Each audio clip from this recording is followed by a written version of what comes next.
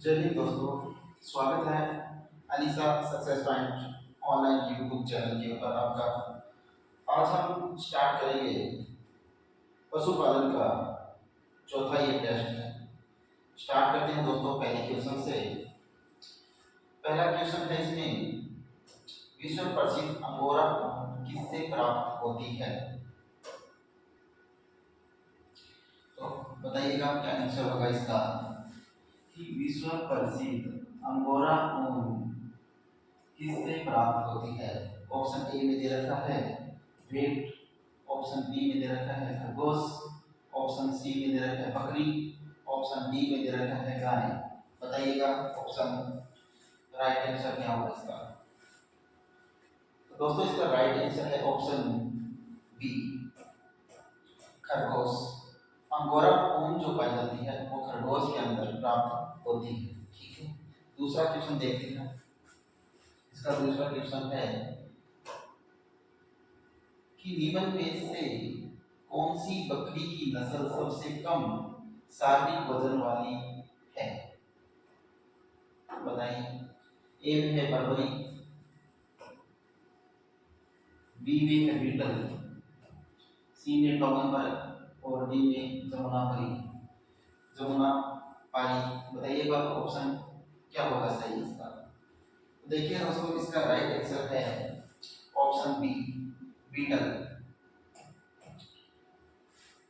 बकरी की जो सबसे कम शारीरिक वजन वाली जो नस्ल है वो कौन सी है? बीटल है।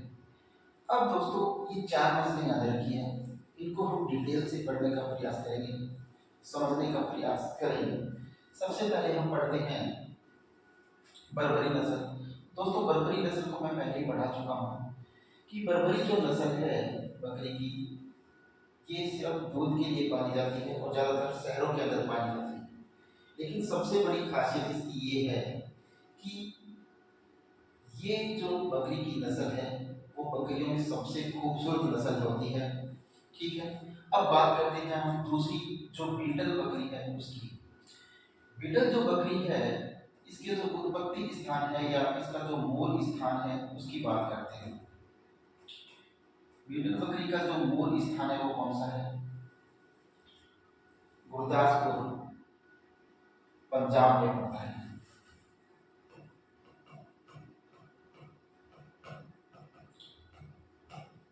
गुरदासपुर,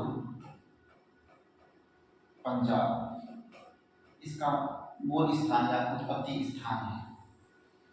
दूसरी बात अगर करें बीटल की, तो ये जमुना पारी जो है इसके जैसी ही बकरी होती है। क्या होती है? जमुना पारी जैसी बकरी होती है। इसका जो रंग अगर हम बात करें, इसका रंग होता है वो काला कथई रंग होता है। काला और क्या होता है? कथई रंग होता है बीटल का।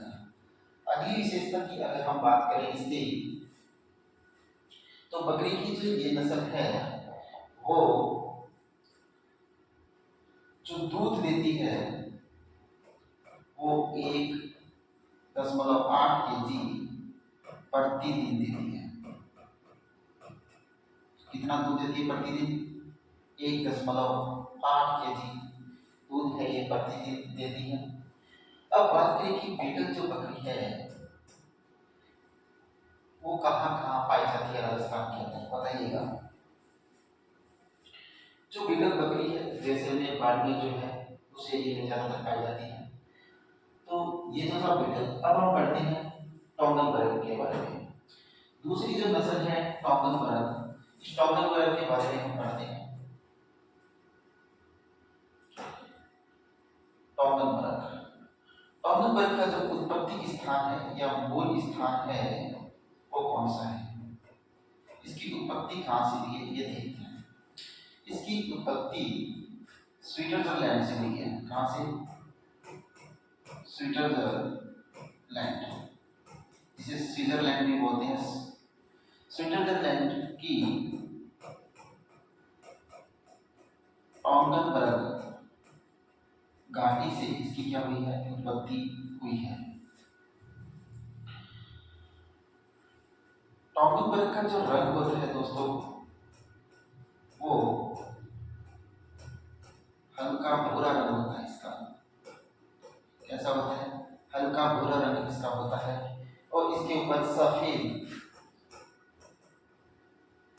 सफेद और कथई रंग के क्या होते हैं? धब्बे होते हैं। ठीक है। अगली अगर बात करें टॉगनबर्ग की, तो ये प्रतिदिन जो दूध देती है, प्रतिदिन दूध देती हुई वो देती है 5 से 6 केजी। 5 से 6 केजी प्रतिदिन ये दूध देती है। दोस्तों टॉगनबर्ग जो बकरी है इसकी एक विशेषता है कि इस बकरी के शरीर पर क्या नहीं होते? शरीर पर चीकने बाल होते हैं। क्या होते हैं? चीकने बाल होते हैं। बकरी के शरीर के ऊपर चीकने बाल होते हैं और ये लगातार 2 वर्ष तक क्या देती है? दूध देती है। क्या देती है? लगातार 2 वर्ष तक दूध देती है। कौन? टॉगनबर्ग। तो ये टॉगनबर्ग की कुछ विशेषताएं थी। अब हम बात करेंगे जमुनापारी की। देखिए अगला जो बकरी की नस्ल है वो है जमुनापारी। जमुनापारी की जो उत्पत्ति स्थान है, इसका जो मूल उत्पत्ति स्थान है वो कौन सा है? ये बताइए। तो जमुना नदी में क्या पड़ी है? ईट से याद रखिए, इटावा। तो इसका मूल उत्पत्ति स्थान है वो क्या है? इटावा। इटावा कहाँ पड़ता है? यूपी के अंदर पड़ता है। ठीक है। तो इसका मूल स्थान है, उत्पत्ति स्थान है वो क्या है? इटावा, उत्तर प्रदेश है। जमुनापारी बकरी जो होती है इसका रंग भी क्या होता है? काला कथई रंग होता है और ये जो दूध देती है प्रतिदिन वो 3.5 केजी से 5 किलोग्राम तक दूध ये देती है प्रतिदिन। जमुनापारी बकरी है वो प्रतिदिन दूध कितना देती है? 3.5 किलो से 5 किलो दूध ये प्रतिदिन देती है। इसका जो दूध काल होता है यानी 250 दिन का जो इसका दूध काल होता है, इसमें ये 360 किलोग्राम से लेकर 544 किलोग्राम तक दूध देती है। कितने दिनों में? 250 दिनों में ये 360 केजी से 544 किलो तक क्या देती है? दूध देती है। आगे बात करें जमुनापारी के बारे में, तो इसके बकरी का जो वजन होता है वो होता है 90 किलोग्राम। कितना किलोग्राम? 90 किलोग्राम। और बकरी का जो वजन होता है इस नस्ल की वो क्या होता है? 60 किलोग्राम होता है। तो ये डिटेल की थोड़ी इन नस्लों के विषय के अंदर। अब हम बात करते हैं अगले क्वेश्चन की, क्वेश्चन नंबर 3 की। क्वेश्चन नंबर 3 है दोस्तों, भैंस की कौन सी नस्ल में उच्च वसा पदार्थ 14% से तक पाया जाता है? तो बताइए। ऑप्शन ए में दे रखा है मुर्रा, बी में महसाणा, सी में भदावरी और डी में सूरती। बताइएगा। मुर्रा, महसाणा, भदावरी और Surti. Right option is here. दोस्तों इसका राइट आंसर होगा ऑप्शन सी। भदावरी जो नस्ल है भैंस की उसमें 12 से लेकर 14% तक क्या पाया जाता है? वसा प्रतिशत पाया जाता है, जो भैंसों के अंदर सर्वाधिक होता है। ठीक है। सर्वाधिक जो वसा पाई जाती है वो भदावरी नस्ल के अंदर पाई जाती है। ठीक है। अगला क्वेश्चन देखते हैं, क्वेश्चन नंबर 4। क्वेश्चन नंबर 4 दे रखा है दोस्तों, bureau of national bureau of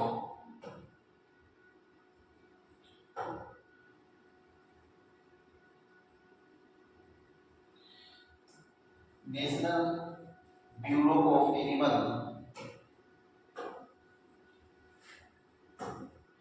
national bureau of animal genetic resource कहाँ पर स्थित है? Option A Karnal, option B Ajmer, option C Bareilly, option D Imamnagar. बताइएगा राइट आंसर क्या होगा इसका? दोस्तों इसका राइट आंसर है ऑप्शन ए करनाल। और करनाल कहाँ पड़ता है? हरियाणा के अंदर। करनाल हरियाणा के अंदर क्या है? National bureau of animal genetic resources centre स्थित है। ठीक है, अब देखते हैं अगला question, question number 5। Kamdhenu dairy योजना से संबंधित कथनों पर असंगत कथन को छांटिए। क्या छांटना है? असंगत कथन को छांटना है। ऑप्शन ए में दे रखा है कुल व्यय की 30% राशि राज्य सरकार द्वारा वहन की जाएगी। ये बात बिल्कुल सही है। ऑप्शन बी है 60% राशि बैंक द्वारा 3% के ब्याज पर ऋण के रूप में दी जाएगी। ये बात भी बिल्कुल सही है। ऑप्शन सी लाभार्थी को मात्र 10% राशि खर्च करनी होगी। ये भी बात बिल्कुल सही है।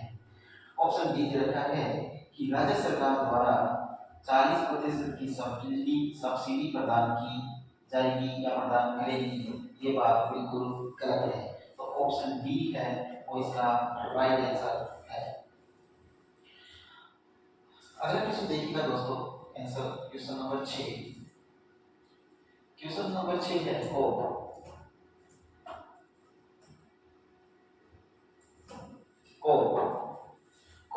COB फुल फॉर्म है क्लॉट ऑन बॉइलिंग टेस्ट। दूध में इसकी उपस्थिति ज्ञात करने के लिए किया जाता है। नंबर ए वसा, नंबर बी घी की, नंबर सी में प्रोटीन की और नंबर डी में लैक्टोज की।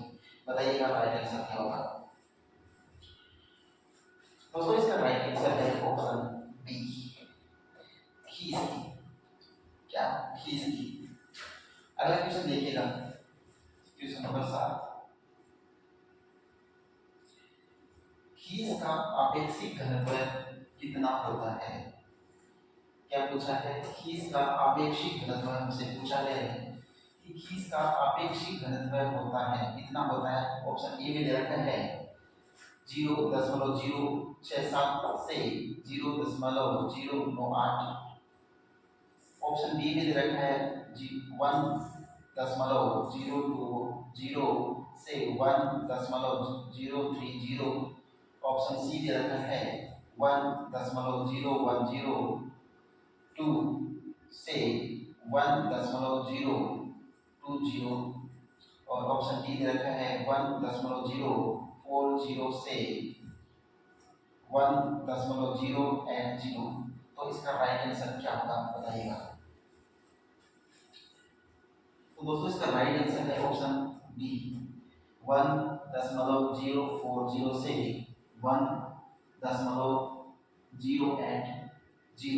ये इसका क्या है? राइट आंसर है। तो ये इसका क्या होगा? सही उत्तर होगा। अगला क्वेश्चन देखिएगा, क्वेश्चन नंबर 8। क्वेश्चन नंबर 8 में क्या दे रखा है ये देखिएगा।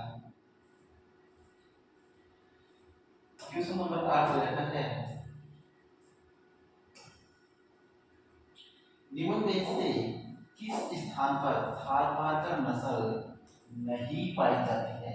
क्वेश्चन को ध्यान से पढ़ना कि निम्न में से किस स्थान पर थारपारकर जो नस्ल है वो नहीं पाई जाती है पूछा है। तो नहीं पाई जाती है ए में बाड़मेर में पाई जाती है, जोधपुर में पाई जाती है। अब देखते हैं ऑप्शन बी में क्या लिख रखा है। ऑप्शन डी में है जैसलमेर। जैसलमेर में भी पाई जाती है, जैसलमेर में भी पाई जाती है।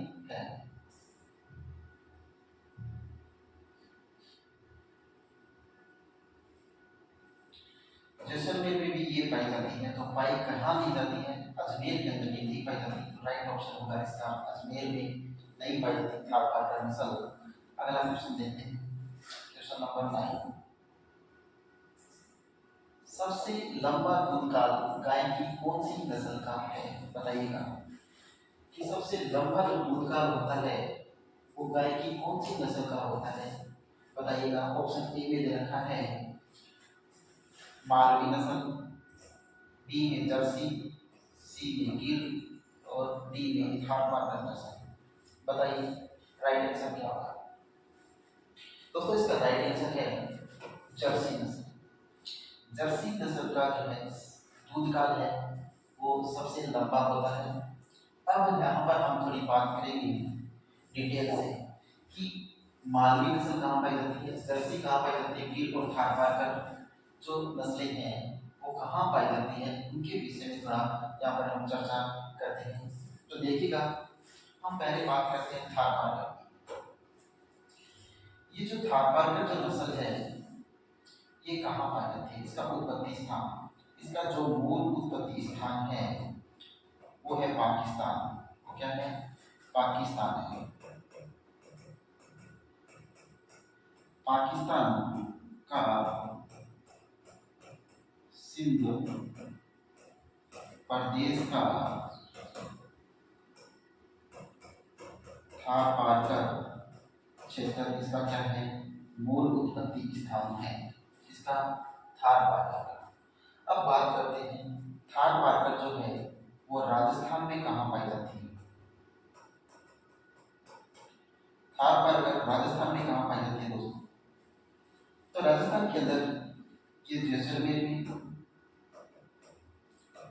बाड़मेर में,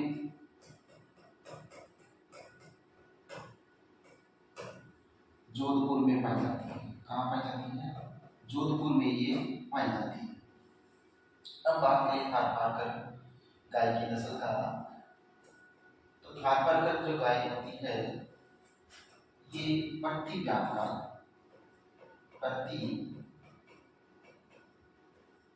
काल में दूध कितना देती है, प्रति ब्यात काल में ये दूध देती है, वो देती है 1600 से 2000 लीटर, ये क्या देती है, प्रति ब्यात काल दूध देती है।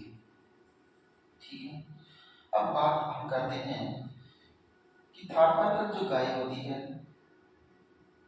थारपारकर गाय के अंतर मालवी नस्ल की। मालवी जो नस्ल होती है दोस्तों, ये इसका जो मूल स्थान है वो क्या है, मालवा। मालवा कहाँ पड़ता है, मध्य प्रदेश में, एमपी में। और मालवी का जो रंग होता है वो कैसा होता है, लोहेसा धूसर इसका रंग होता है। अगर बात करें कि इसका जो प्रति व्यासकाल इसका जो दूध होता है वो कितना होता है, ये 700 से 900 लीटर दूध प्रति व्यासकाल देती है। अब बात करते हैं कि पाई कहाँ जाती है, राजस्थान में कहाँ पाई जाती है, तो ये राजस्थान के अंदर झालावाड़ में, चित्तौड़गढ़ में, झालावाड़, चित्तौड़गढ़ और बांसवाड़ा में ये पाई जाती है। ठीक है, अब बात करते हैं हम दोनों को हटाते एक बार और देखते हैं जर्सी गाय। जर्सी गाय का जो उत्पत्ति स्थान है, जर्सी गाय का उत्पत्ति स्थान जो है वो कौन सा है, इसका जो उत्पत्ति स्थान है वो इंग्लिश चैनल है। कौन सा है, इंग्लिश चैनल। इंग्लिश चैनल का जर्सी द्वीप समूह इसका क्या है, उत्पत्ति स्थान है। इंग्लिश चैनल का जर्सी द्वीप समूह क्या है, इसका उत्पत्ति स्थान है। जर्सी जो गाय होती है इसका रंग जो होता है वो हल्का भूरा रंग होता है, जिस पर लाल व सफेद धब्बे होते हैं। और ये प्रति व्यापकाल जो दूध देती है वो देती है 4000 से 4200 लीटर प्रति व्यापकाल की क्या देती है, दूध देती है। कौन सी? जर्सी नस्ल की गाय। ठीक है, जर्सी नस्ल की जो गाय होती है वो क्या देती है, 4000 से 4200 लीटर दूध देती है अपने व्यापकाल के दौरान। अब बात करते हैं हम गिर नस्ल की। जो गिर जो नस्ल है इसकी उत्पत्ति जो हुई है वो कहाँ से हुई है? गिर काठियावाड़ गुजरात से। कहाँ से? काठियावाड़ गुजरात से क्या हुई है, इसकी उत्पत्ति हुई है। और राजस्थान के अंदर ये कहाँ पाई जाती है? राजस्थान में ये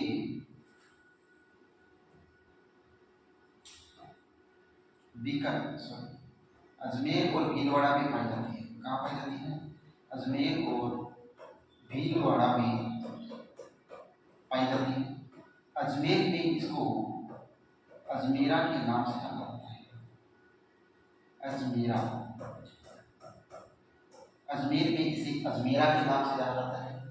और इस गाय को रेंडा के नाम से भी जाना जाता है। इस गाय को शर्मीली गाय के नाम से भी जाना जाता है।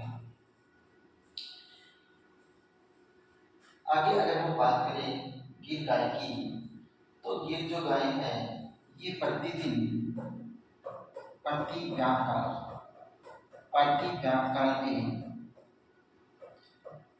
1800 से 2500 लीटर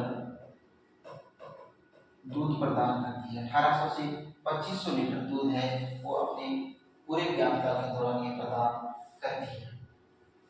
तो ये थोड़ी सी डिटेल थी इन चारों गायों की जो नस्ल है उनके ऊपर। अब हम बात करते हैं अगले क्वेश्चन की। चलते हैं दोस्तों अगले क्वेश्चन के ऊपर। Question number 10। क्वेश्चन नंबर 10 पे देखिएगा। क्वेश्चन नंबर 10, क्वेश्चन नंबर 10 में क्या दे रखा है दोस्तों? निम्न में से भैंस की हल्की श्रेणी की नस्ल है। क्या दे रखा है? भैंस की हल्की नस्ल पूछा आपको। क्या पूछना है कि निम्न में से भैंस की हल्की श्रेणी की नस्ल कौन सी है? ए में मेजा, बी में मदावरी, सी में सूरती और डी में मुर्रा। बताइएगा राइट आंसर क्या होगा इसका? तो दोस्तों इसका राइट आंसर है ऑप्शन बी, मदावरी नस्ल। तो राइट आंसर क्या है? मदावरी नस्ल है। वो भैंसों की सबसे हल्की श्रेणी की जो नस्ल है वो कौन सी है? मदावरी नस्ल है। ठीक है, आगे बात करते हैं क्वेश्चन नंबर 11। बकरी का जूलॉजिकल नाम क्या है? बकरी का जूलॉजिकल नाम पूछा है दोस्तों। बताइएगा जूलॉजिकल नाम क्या होता है? ए में दे रखा है काप्रा हिरकस, बी में दे रखा है ओस टॉरस, सी में दे रखा है ओविस एरिस और डी में दे रखा है बोबिलिस बोबिलस। बताइएगा राइट आंसर क्या होगा इसका? तो दोस्तों इसका राइट आंसर होगा option A. Right answer Capra hircus होगा इसका। बकरी का जूलॉजिकल जो नाम होता है वो होता है काप्रा हिरकस। ठीक है, अभी अगला क्वेश्चन देखते हैं। Question number 12। रेगुलेट नस्ल का मेरिनो व चोंगला नस्ल की भेड़ के संकरण से विकसित नस्ल है। क्या पूछा है? देखिएगा पहले क्वेश्चन को समझने का प्रयास कीजिएगा कि क्वेश्चन में पूछा है। देखिए रेगुलेट नस्ल का मेरिनो, रेगुलेट नस्ल का मेरिनो पूछा है। वह चोंगला नस्ल की भेड़, कौन सी नस्ल की? चोंगला नस्ल की भेड़ के संकरण से विकसित नस्ल कौन सी है? जब इन दोनों का संकरण होगा, ठीक है, तो नस्ल कौन सी पैदा होगी ये पूछा है। ऑप्शन ए में दे रखा है अभिबस्तर, ऑप्शन बी में दे रखा है अभिकालीन, ऑप्शन सी में दे रखा है मालपुरा और ऑप्शन डी में दे रखा है 1 और 2 दोनों। तो बताइए राइट आंसर क्या होगा। दोस्तों इसका राइट आंसर होगा ऑप्शन ए, अविवस्था। क्या होगा? अविवस्था। तो रेगुलेट और मेरिनो और चोकला से जो संकट से जो विकसित नस्ल होगी वो कौन सी होगी? अविवस्था होगी। तो अगला क्वेश्चन देखिएगा, क्वेश्चन नंबर 13। ये रहा आपकी स्क्रीन पे। बताइएगा, बजट घोषणा 2023-24 के अनुसार राज्य के किस जिले में सेक्स सॉर्टेड सेमन के उत्पादन के लिए लैब स्थापना की घोषणा की गई है? क्वेश्चन में पूछा गया, समझेगा क्वेश्चन को, कि बजट घोषणा जो 2023-24 के अंदर जो बजट की घोषणा की गई उसके अनुसार पूछा है कि किस जिले के अनुसार राज्य के किस जिले में सेक्स सॉर्टेड सेमन के उत्पादन के लिए लैब स्थापना की घोषणा की गई, कौन से जिले में की गई ये पूछा है। ए में दे रखा है जोधपुर, बी में दे रखा है उदयपुर, सी में बीकानेर और डी में जयपुर ग्रामीण। बताइएगा राइट आंसर क्या होगा इसका, जल्दी बताइएगा राइट आंसर क्या होगा। I am waiting for your answer. तो राइट आंसर होगा इसका ऑप्शन डी, जयपुर ग्रामीण। बस्ती जो क्षेत्र है जयपुर का, उसमें इस लैब की स्थापना करने की घोषणा है वो की गई है। अगला क्वेश्चन पढ़ते हैं, क्वेश्चन नंबर 14। और क्वेश्चन नंबर 14 है, सूची 1 को सूची 2 से सम्मिलित कीजिए और सही उत्तर का चयन कीजिए। सूची 1 में दे रखा है पशु का नाम और सूची बी में दे रखा है बंध्याकरण की उम्र। ठीक है, तो बताइएगा ऑप्शन ए में दे रखा है ऊंट, यहाँ एक नंबर में दे रखा है लगभग 12 माह, बी में दे रखा है सुअर, 2 में दे रखा है 6 माह, बकरी लगभग 1 माह, भैंस 4 में दे रखा है 20 माह। इसको सुमिलित करना है, तो सुमिलित कीजिएगा, इसको सुमिलित कीजिएगा। देखिएगा ऊंट, ऊंट की जो बंध्याकरण की जो उम्र होती है वो होती है लगभग 20 माह। दूसरा दे रखा है सुअर, सुअर की जो लगभग बंध्याकरण की उम्र होती है वो होती है 1 माह। और बकरी की जो बंध्याकरण की जो उम्र होती है वो होती है लगभग 6 माह। और भैंस की जो बंध्याकरण की उम्र जो लगभग होती है वो होती है 12 माह। तो इसका ऑप्शन हो गया 4 3 2 1। तो राइट ऑप्शन है इसमें 4 3 2 1। ये ऑप्शन ए जो है इसका, ये क्या है राइट आंसर है। देखिएगा राइट ऑप्शन क्या है, 4 3 2 1 हमने देखा 4 3 2 1 इसी में है, तो ये क्या होगा राइट आंसर ये होगा इसका। ठीक है, तो अगला क्वेश्चन देखते हैं, क्वेश्चन नंबर 15 देखिएगा, किस बीमारी के पशु का पोस्टमार्टम नहीं किया जाता है? देखिए क्वेश्चन को पढ़िएगा अच्छे तरीके से, क्या दे रखा है, क्या पूछ रहा है कि किस बीमारी में पशु का पोस्टमार्टम नहीं किया जाता है। पूछा क्या है, नहीं किया जाता है। जानबूझ के क्वेश्चन डाला गया है नहीं का, जो कंफ्यूज में डालता है स्टूडेंट्स को हर बार, तो इसीलिए क्वेश्चन डाला गया है नहीं। तो कौन सी बीमारी में नहीं डाला जाता है वो देखिएगा। ए में दे रखा है लकीजा, बी में थनेला, सी में धनुषवाय और डी में दे रखा है एंथ्रेक्स। डी में क्या दे रखा है, एंथ्रेक्स दे रखा है। तो देखिएगा इसमें ऑप्शन कौन सा सही होगा, बताइएगा राइट आंसर क्या होगा इसका। तो दोस्तों इसका राइट आंसर है ऑप्शन डी एंथ्रेक्स। एंथ्रेक्स जो है उसमें पोस्टमार्टम नहीं किया जाता है। ठीक है, अगला क्वेश्चन देखते हैं, क्वेश्चन नंबर 16। पशुओं में पेचिश का प्रमुख कारण क्या है? पशुओं में पेचिश का प्रमुख कारण क्या है बताइएगा। ऑप्शन ए में रखा है कवक, बी में जीवाणु, सी में विषाणु और डी में प्रोटोजोआ। राइट आंसर क्या होगा बताइएगा, राइट आंसर क्या होगा। ऑप्शन डी है दोस्तों, ये इसका क्या है राइट आंसर है। पशुओं में पेचिश, पेचिश क्या होता है दोस्तों, पेचिश दस्त का प्रमुख कारण क्या है, प्रोटोजोआ होता है। ठीक है, अगला क्वेश्चन देखिएगा, क्वेश्चन नंबर 17। ये रहा आपकी स्क्रीन पे, मोबाइल स्क्रीन पे अगला क्वेश्चन है नंबर 17। दीजिएगा कि आंसर, राइट आंसर क्या होगा इसका।